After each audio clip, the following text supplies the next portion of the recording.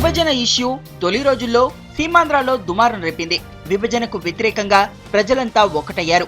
అయితే ఎన్నికల నగారా మోగిన వెంటనే ప్రజల ప్రాధాన్యాలు మారిపోయాయి. సమైక్యం, విభజన అంశాలను పక్కన పెట్టారు.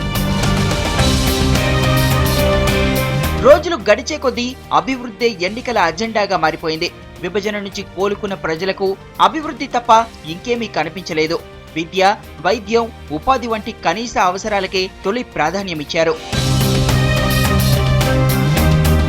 విద్య, వైద్య రంగంలో సీమాంధ్ర ఎంతో వెనుకబడింది. సీమాంధ్రలో ఇప్పటికీ చెప్పుకోదగ్గ ప్రభుత్వ ఆసుపత్రి అంటూ ఏదీ లేదు. స్వాతంత్ర్యం వచ్చిన తొలి రోజుల్లో వచ్చిన గుంటూరు పెద్దాసుపత్రి, విశాఖలోని కింగ్ జార్జ్ ఆసుపత్రులే ఇప్పటికీ సీమాంధ్ర ప్రజలకు దిక్కుగా మారాయి. శ్రీకాకుళం, విశాఖ, విజయనగరం ఈ 3 జిల్లాలకు విశాఖ కేజీహెచ్ ఒక్కటే దిక్కు. ఇటు కోస్తా ప్రాంతంలో కృష్ణా, గుంటూరు, ప్రకాశం జిల్లాల ప్రజలకు ఏకైక దిక్కు గుంటూరు ఆసుపత్రి. విద్య విషయంలోనూ సీమాంధ్ర వెనుకబడింది. తొలి రోజుల్లో ఏర్పాటు చేసిన ఆంధ్ర, ఎస్వి, శ్రీకృష్ణ దేవరాయ, ఆచార్య నాగార్జున ఇవే అక్కడ ఉన్న యూనివర్సిటీలు. వైఎస్ హయాంలో కొన్ని కొత్త యూనివర్సిటీలు ఏర్పాటైనా మౌలిక వసతులు లేవు.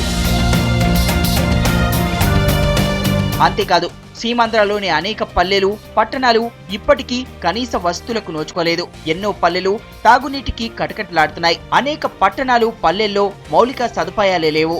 మంచి రోడ్లు, శానిటేషన్ లేదు. కొత్తగా నిర్మించే రాజధానిపై ప్రజలు నిశ్చితాభిప్రాయంతో కనిపించారు. హైదరాబాద్ ను తలదన్నేలా కొత్త రాజధానిని డెవలప్ చేసే సత్తా ఉన్న నాయకుడికే అధికారం ఇవ్వాలని డిసైడ్ అయ్యారు. మొత్తానికి ఎన్నికల్లో విభజన ఇష్యూను పక్కన పెట్టారు సీమాంధ్ర ప్రజలు. అభివృద్ధికే పట్టం కట్టారు. అందుకు బెస్ట్ ఎగ్జాంపుల్ ఎన్నికల ఫలితాలు.